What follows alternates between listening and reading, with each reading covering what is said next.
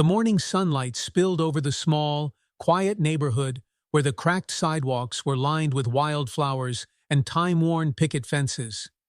In the corner of this little world stood Mrs. Eleanor's house. Her home was unassuming, with faded white paint and a creaky porch swing that swayed gently in the breeze.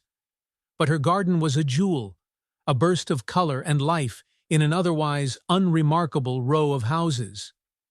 12-year-old Jamal Brown stood at the edge of that garden, his hands tucked into the pockets of his faded jeans. His wide brown eyes followed Mrs. Eleanor as she crouched by the flower beds, her frail fingers carefully pulling out weeds. "Mrs. Eleanor, you shouldn't be bending like that," Jamal called out. The elderly woman glanced up, her eyes twinkling behind thick glasses. Her hair, an unruly cloud of silver, caught the sunlight. "And who else is going to do it, Jamal? You think these weeds pull themselves?" Jamal grinned, his gap-toothed smile lighting up his face. "Well, I'm here, aren't I?" Mrs.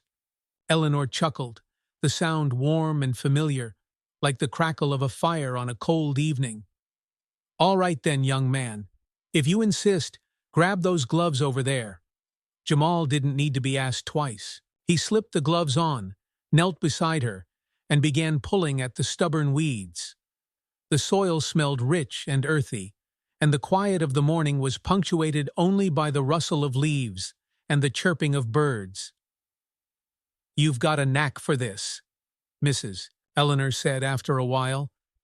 "Not every kid your age would spend their Saturday morning helping an old lady." Jamal shrugged. "It's no big deal. Besides, I like it here. It's peaceful." "Peaceful, huh?" Mrs. Eleanor leaned back on her heels and regarded him with a soft smile. "Not many young people know how to appreciate peace. You're an old soul, Jamal." Jamal didn't quite understand what she meant, but he liked the way she said it.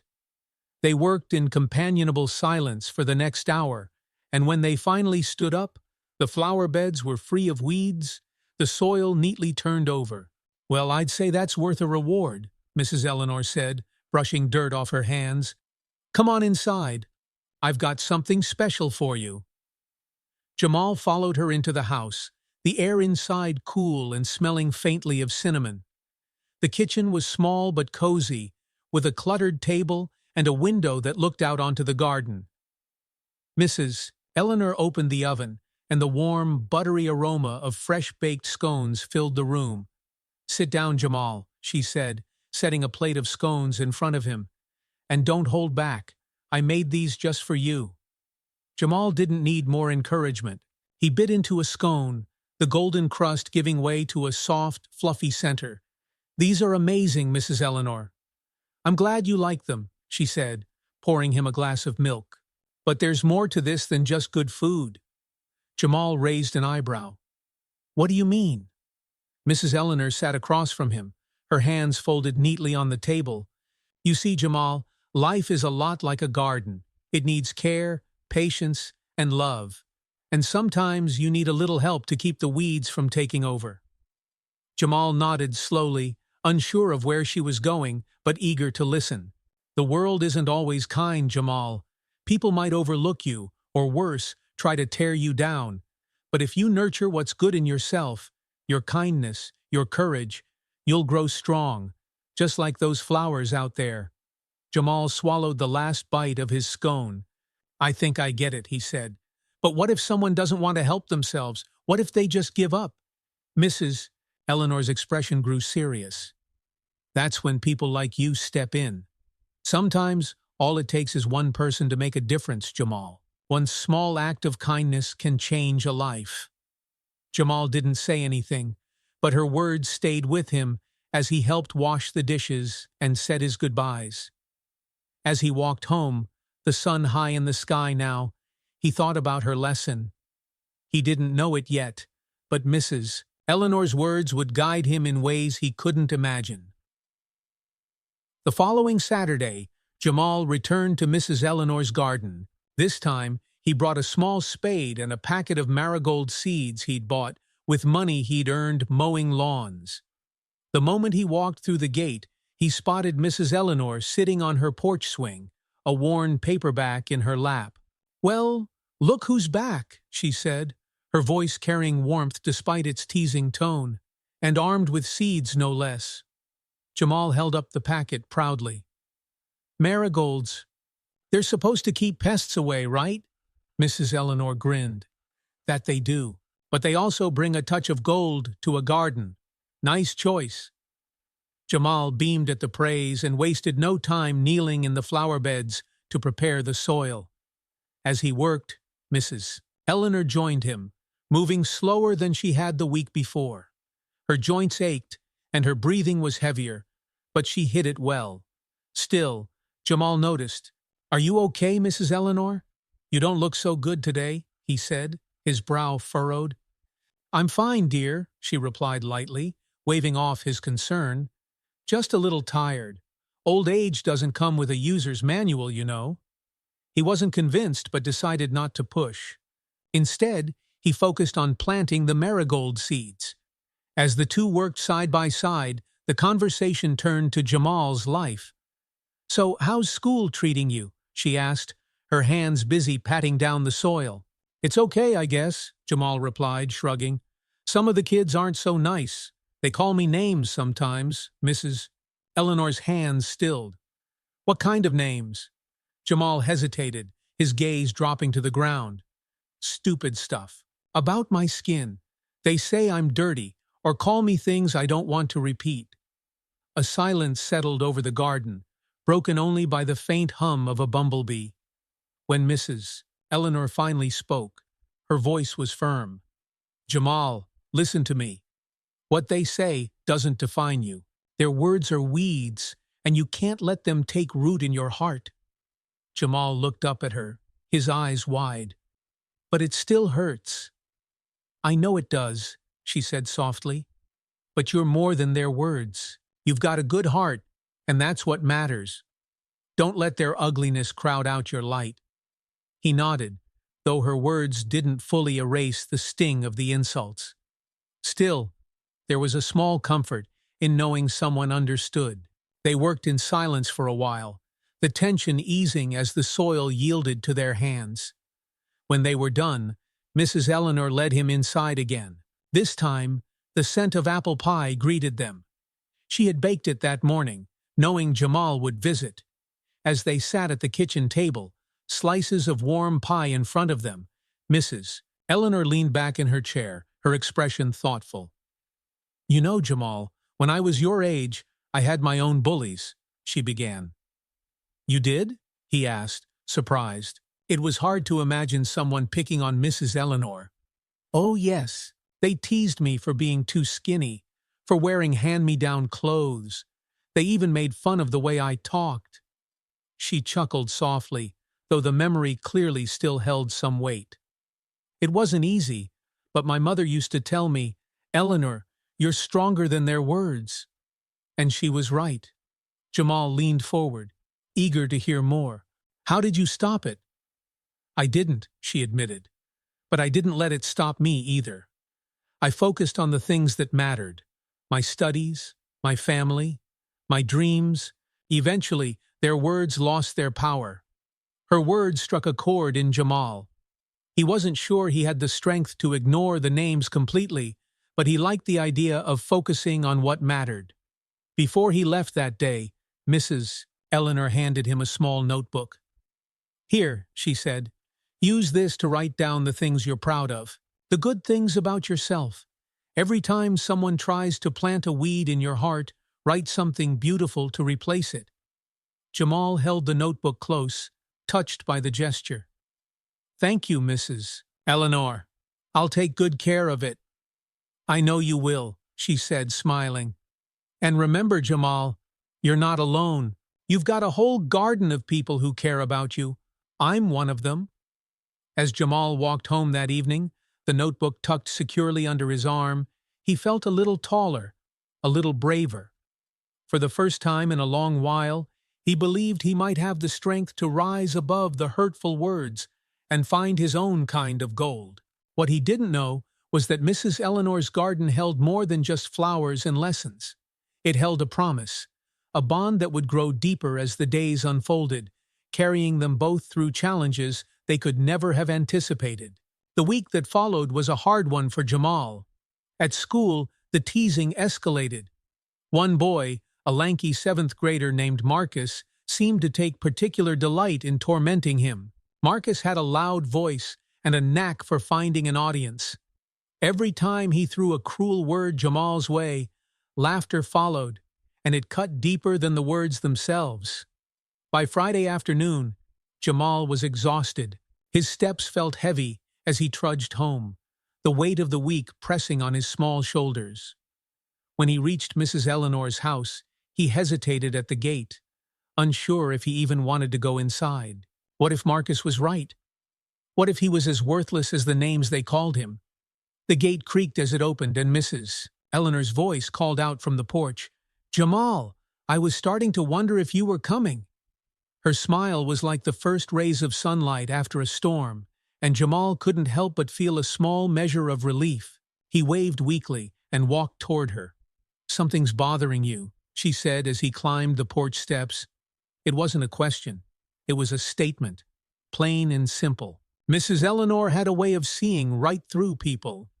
Jamal sat down on the porch swing beside her, staring at his scuffed sneakers.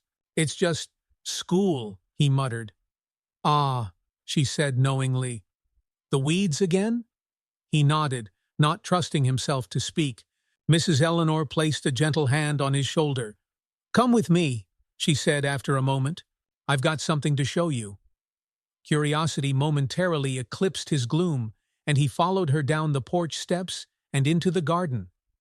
They walked past rows of blooming flowers, the vibrant colors and sweet scents doing little to lift Jamal's spirits.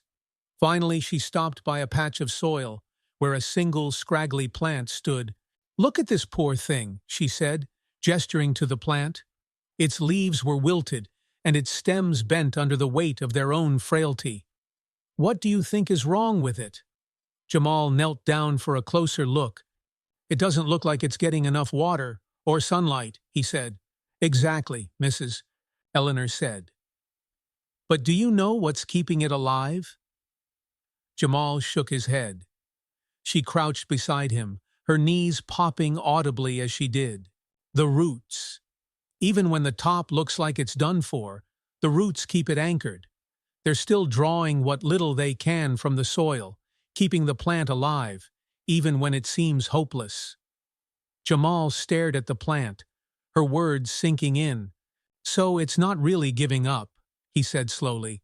"It's just trying to survive."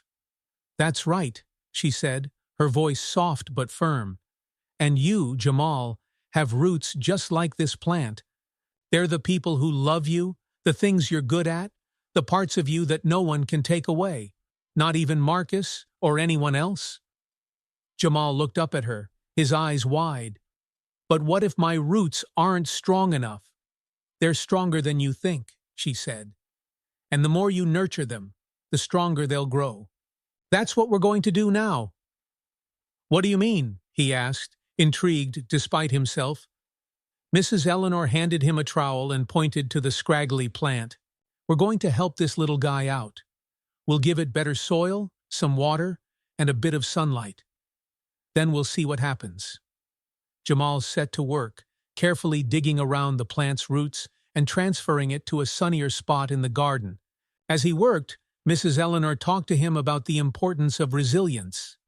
"You know, Jamal," she said, "people are a lot like plants. Some of us grow quickly, like weeds, but we don't last long. Others grow slower, like trees, but we stand strong when the storms come." Jamal thought about that as he finished patting down the soil around the transplanted plant. "I want to be a tree," he said finally. Mrs. Eleanor smiled.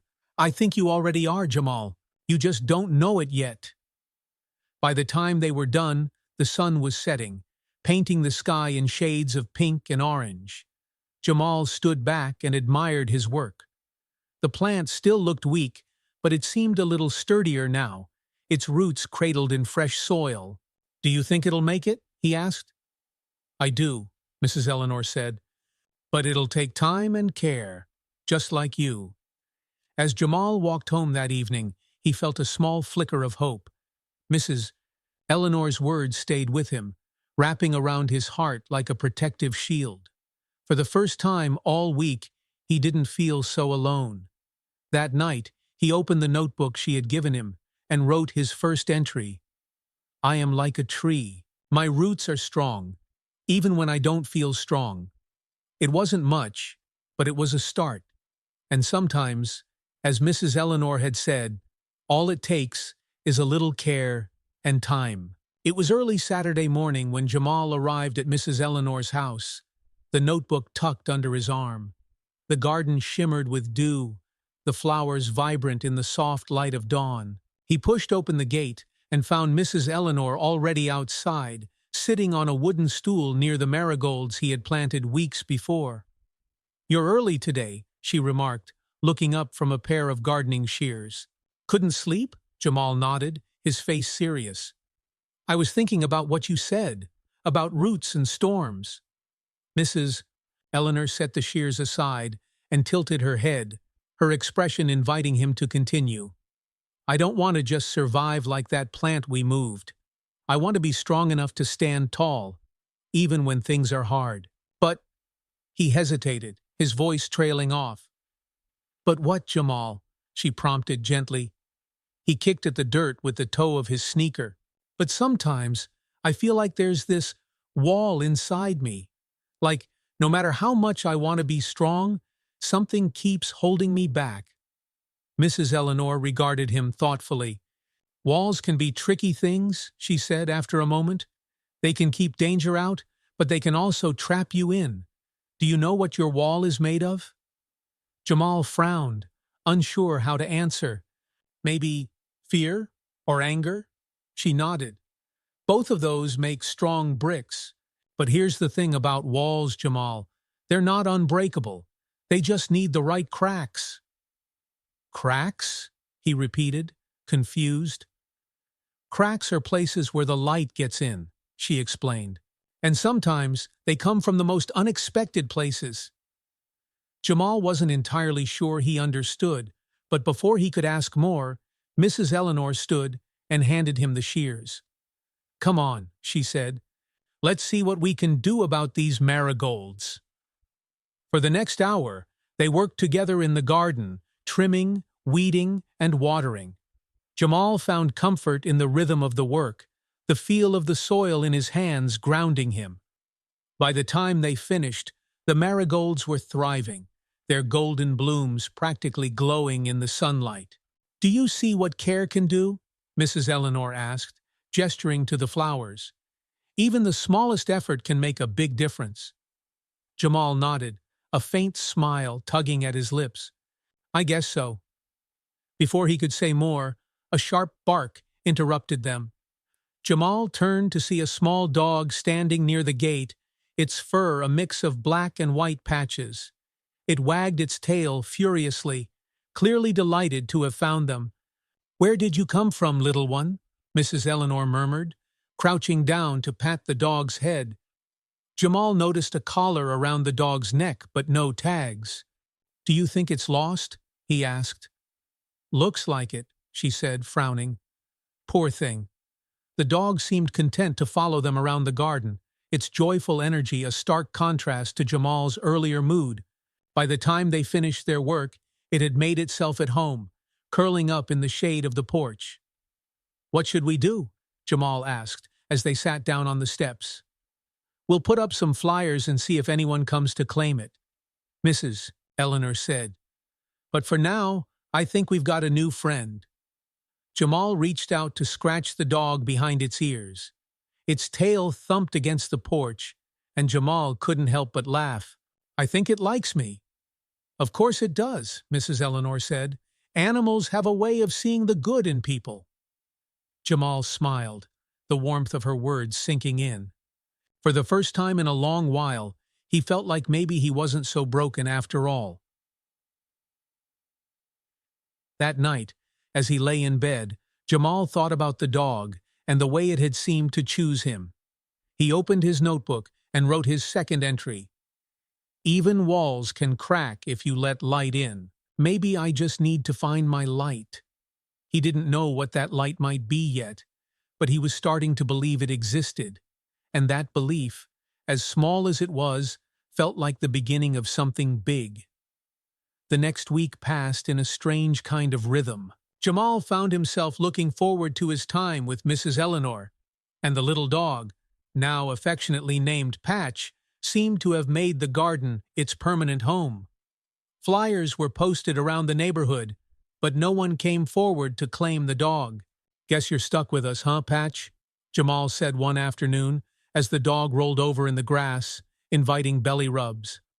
Patch wagged his tail enthusiastically, and Jamal couldn't help but laugh. The sound caught Mrs. Eleanor's attention as she knelt nearby, planting a row of daffodils. "It's good to see you laugh, Jamal," she said with a smile. "You've been carrying a heavy load lately." Jamal sat back on his heels, suddenly serious. "Do you ever feel like there are things you can't let go of? No matter how much you want to?" Mrs. Eleanor paused, her trowel hovering above the soil. "Yes," she said quietly. "I think we all have those shadows." "What's yours?" Jamal asked hesitantly. Mrs. Eleanor sat down beside him, brushing dirt from her hands. For a long moment, she stared at the horizon, her expression far away. "My son," she said at last. Jamal blinked, caught off guard. "I didn't know you had a son." "I don't talk about him much," she admitted. "His name was Anthony. He was smart, kind, so full of life." Her voice wavered, and Jamal felt a pang of guilt for prying. But he made some bad choices when he was young. Got caught up with the wrong crowd. By the time he realized he wanted to change, it was too late. "What happened to him?" Jamal asked softly. "He was in an accident," she said, her voice barely above a whisper. "He didn't make it. That was 20 years ago now, but some wounds never fully heal." "I'm sorry, Mrs. Eleanor," Jamal said, his throat tight. She turned to him, her eyes filled with a quiet strength. "It's all right, Jamal. Pain is a part of life, but so is healing. Anthony's memory stays with me, and in some ways, it's made me stronger. It's why I try to help where I can. Helping you, for instance, it feels like a way to honor him." Jamal didn't know what to say. He reached out and took her hand, his small fingers wrapping around hers. "Thank you for telling me." She smiled, squeezing his hand gently. "Thank you for listening." That evening, Jamal sat on the porch with Patch while Mrs. Eleanor cooked dinner. The garden was quiet, the air cool with the promise of rain. Jamal's thoughts turned to his own shadows, the taunts at school, the absence of his father, and the growing pressure to be someone stronger than he felt. "Do you think I can do it, Patch?" he murmured, scratching the dog's head. "Be strong, like Mrs. Eleanor?" Patch licked his hand in response, and Jamal smiled. Maybe that was an answer in itself. Later, as the rain began to fall softly outside, Jamal opened his notebook and wrote, "Even in the shadows, there's a chance to grow. Mrs. Eleanor has her roots, and I have mine. I just need to remember where they are." With those words, he felt a small shift inside him, a crack in the wall he had built, and through that crack, a glimmer of light began to shine. Rain poured steadily over the neighborhood, the sky a swirling mass of gray clouds. Jamal sat by the window in Mrs. Eleanor's living room, watching droplets race each other down the glass. Patch lay curled up at his feet, snoring softly, his belly rising and falling with each breath. Mrs. Eleanor walked into the room carrying 2 mugs of hot chocolate, steam curling from their rims. "Looks like you're stuck here until the rain lets up," she said, handing one to Jamal. "I don't mind," Jamal replied, wrapping his hands around the warm mug. "It's cozy here." Mrs. Eleanor smiled as she settled into the chair across from him. "Rain can be a good thing, you know. It waters the garden, washes away the dust, makes room for new growth." Jamal glanced out at the garden, where the marigolds swayed under the downpour. It's kind of like life, isn't it? Storms come, but they don't last forever. Mrs. Eleanor's eyes lit up with approval. "You've been listening," she said warmly. Jamal grinned, but before he could reply, the sound of shouting interrupted the peaceful moment. His smile faltered, and he leaned closer to the window to see what was happening. Across the street, two men stood arguing on a front porch, their voices sharp and angry. One of them was Marcus's father, a burly man with a booming voice that carried over the rain. The other was a neighbor Jamal didn't know well. Their words were muffled by the sound of the rain, but the tension in their body language was unmistakable. Mrs. Eleanor noticed Jamal's expression and moved to the window. "That's Mr. Garner," she said quietly. "He's had a hard time lately, lost his job a few months ago." "Is that why he's mad?" Jamal asked. "Maybe," Mrs. Eleanor said. "Sometimes when people are hurting, they lash out at others. It's not right, but it happens." Jamal watched the men for a few more moments before turning away. He thought about Marcus and the cruel words he flung at school. Could Marcus be lashing out because of what was happening at home? And the rain eventually slowed, and Jamal helped Mrs. Eleanor tidy up the kitchen. As they worked, he couldn't shake the image of the shouting men or the knot it had tied in his chest. "Mrs. Eleanor," he said hesitantly, "do you think people can change? Like, if they're mean or angry, can they get better?" She set down the dish she was drying and looked at him thoughtfully. "I think everyone has the potential to change, Jamal, but it's not always easy. Sometimes they need help, someone to remind them of the good inside them." Jamal considered her words as they finished cleaning. He wondered if Marcus had any reminders of the good inside him, or if he was surrounded by storms that wouldn't let up. When Jamal returned home that evening, the rain had stopped, but the streets were slick and shining under the glow of streetlights. He climbed into bed and pulled out his notebook, flipping through the pages he had already filled. Before he wrote, he sat quietly, thinking about Marcus, his father, and the argument he'd witnessed. He thought about Mrs. Eleanor's story of her son, about pain and healing, and about the roots that held people steady in their storms. Finally, he picked up his pencil and wrote, "Storms don't just wash away the bad, they also show you what's still standing when they're gone." Maybe Marcus needs someone to help him find his roots. The words felt right, though he didn't know what they meant for him yet. As he closed the notebook and drifted to sleep, one thing was clear. Something had shifted inside him, a seed of empathy taking root where there had once been only anger. The next Monday at school, Jamal noticed Marcus sitting alone at lunch. The cafeteria buzzed with chatter, but Marcus looked disconnected from it all, poking at his food with his fork.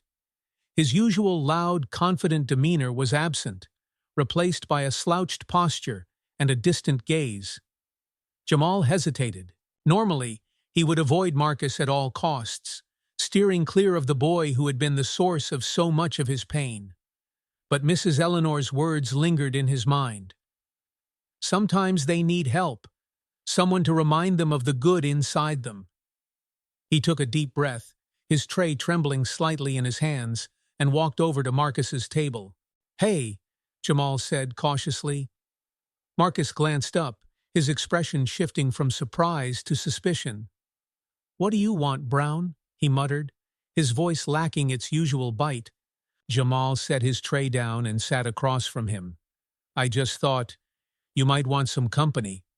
Marcus snorted, shaking his head. "Why?" "So you can laugh at me. Go back to your own table." "I'm not here to laugh at you," Jamal said firmly. I saw you sitting alone." Marcus narrowed his eyes but didn't respond. Jamal felt the awkwardness settle heavily between them, but he refused to leave. Instead, he started eating his lunch, letting the silence stretch. After a few minutes, Marcus finally spoke, his voice quieter than Jamal had ever heard it. My dad and I had a fight this morning. He's been yelling a lot lately. Jamal looked up, surprised by the admission. I heard him yelling the other day. At your neighbor, I think. Marcus's face darkened. Yeah, he's mad at everyone. Lost his job. Says it's their fault. Says it's my fault. It's whatever. Jamal's chest tightened. He had never imagined Marcus's life at home could be so chaotic. That's not fair, he said softly. It's not your fault. Marcus shrugged, but the tension in his shoulders eased slightly. Doesn't matter. People don't care. I just gotta deal with it. Jamal hesitated, then said, I care. Marcus froze, his fork halfway to his mouth. Why? He asked, his voice raw. Jamal shrugged, a small nervous smile playing at his lips. Maybe because I know what it's like to feel like no one's on your side. For a moment, Marcus said nothing. Then, to Jamal's astonishment, he nodded. Yeah, he said, it sucks. Over the next few days, something shifted between them. Marcus didn't suddenly become Jamal's best friend, but the insults stopped. In their place were brief nods in the hallway, quiet acknowledgments of each other's presence. Jamal told Mrs. Eleanor about the change during their next afternoon in the garden. She listened carefully, her hands busy pruning the rose bushes. That's a big step, Jamal, she said, her voice warm with pride. You planted a seed. What if it doesn't grow? He asked, doubt creeping into his voice. Not all seeds do, she admitted. But some do, and those are the ones that matter. You can't control the outcome, but you can nurture it. That's what you did by reaching out. Jamal nodded, her words sinking in.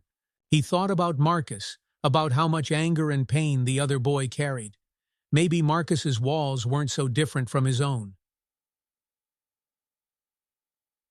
At school later that week, Jamal and Marcus were assigned to the same science project. Jamal braced himself for tension, but to his surprise, Marcus didn't complain. Instead, they worked quietly together, trading ideas and organizing their materials. By the end of the class, Jamal caught Marcus smirking at one of his jokes. You're not as bad as I thought, Brown, Marcus said as they packed up their things. You're not so bad yourself, Jamal replied, grinning. That night, Jamal wrote in his notebook, even the hardest ground can grow something if you plant the right seed. I don't know what will happen with Marcus, but maybe, just maybe, he's starting to grow. Jamal closed the notebook and set it on his bedside table. For the first time in a long time, he felt a flicker of pride, not just in himself, but in the small ways he was learning to make a difference. Weeks passed, and autumn began to settle over the neighborhood. The once vivid greens of the trees faded into hues of amber and crimson, and the air grew crisp with the promise of cooler days. In Mrs. Eleanor's garden, the summer blooms were giving way to hardier plants, their roots digging deep in preparation for the chill ahead. Jamal had found a new rhythm. His mornings were still filled with the usual trials of school, but the taunts had nearly disappeared. Marcus wasn't the cause anymore. In fact, the two had begun to share quiet conversations during class, and even sat together at lunch once or twice. The other kids didn't seem to know what to make of their newfound truce, but Jamal didn't care. He felt stronger now, more grounded, as though his roots were finally starting to hold firm. One Saturday, Jamal arrived at Mrs. Eleanor's house to find her leaning heavily on the porch railing, a blanket draped over her shoulders. She looked frailer than usual, her face pale and her movements slow. Mrs. Eleanor, are you okay? He asked, concern sharpening his voice. She waved a hand, her smile as warm as ever. Just a bit tired, dear. The seasons are changing, and so am I. But don't you worry, I'm not going anywhere yet. Jamal didn't feel entirely reassured, but he didn't press her. Instead, he set about helping her with the day's work in the garden. They pulled the last of the summer weeds, tilled the soil, and planted bulbs that would bloom in the spring. "Gardens are about hope, you know," Mrs. Eleanor said as they worked. "Every time you plant a seed, you're believing in something you can't see yet. You trust that it'll grow, even through the cold and the dark." Jamal paused, his hands dirty with soil. "Do you ever worry that it won't?" "Of course," she said. "But worrying doesn't help the seed grow. Care does. And patience. You've shown both, Jamal, more than most people twice your age." Jamal smiled, her praise filling him with quiet pride. He thought about Marcus, about Patch, about the cracks in his own walls that now let in beams of light. Maybe he was starting to grow, too. He saw the next week, something extraordinary happened. During lunch, Marcus stood up in the cafeteria, tray in hand, and called out to a group of boys laughing at a smaller kid near the trash cans. "Hey, leave him alone," Marcus said, his voice steady and commanding. The boys looked stunned. One of them scoffed and muttered something under his breath, but they all backed off, leaving the smaller boy alone. Marcus sat back down, his expression unbothered, but Jamal noticed a small smile tugging at the corner of his mouth. After lunch, Jamal caught up with him in the hallway. "That was brave, what you did," he said. Marcus shrugged. "It's whatever." "No, it's not," Jamal insisted. "You stood up for someone. That matters." Marcus glanced at him, his usual bravado softened. "Maybe you're rubbing off on me, Brown." Jamal grinned. "Maybe I am." That Saturday, Jamal and Mrs. Eleanor sat on the porch. Patch sprawled between them. The garden was quiet, its flowers resting after a long summer of bloom. The marigolds, now fading, still stood tall, their golden heads swaying gently in the breeze. "You've done good work here, Jamal," Mrs. Eleanor said, her voice soft. "Not just in the garden, but in life. You've planted seeds, ones that'll grow long after you and I are gone." Jamal tilted his head, puzzled. "What do you mean?" "I mean Marcus, and the boy he stood up for, and everyone else who'll see the kindness you've shown and pass it along. That's your garden, Jamal, the one you've been growing all along." Jamal's throat tightened, emotion welling up unexpectedly. "I couldn't have done it without you, Mrs. Eleanor." She smiled, her eyes bright with pride. "You had it in you all along, dear. I just helped you see it." That night, Jamal sat at his desk, his notebook open in front of him. He stared at the blank page for a long time, thinking about everything Mrs. Eleanor had taught him, about roots and storms, walls and cracks, seeds and hope. Finally, he picked up his pencil and wrote, "A garden isn't just about the flowers. It's about the care you give, the patience you show, and the hope you plant. Mrs. Eleanor taught me that, and now I can see my own garden growing." As he set down his pencil, a smile spread across his face. The shadows that had once loomed so large felt smaller now, replaced by the steady light of something stronger: resilience, kindness, and the unshakable bond he had formed with a wise old woman and her beautiful garden. And through it all, Jamal knew he would keep tending his garden, planting seeds wherever he could, trusting in the hope they carried,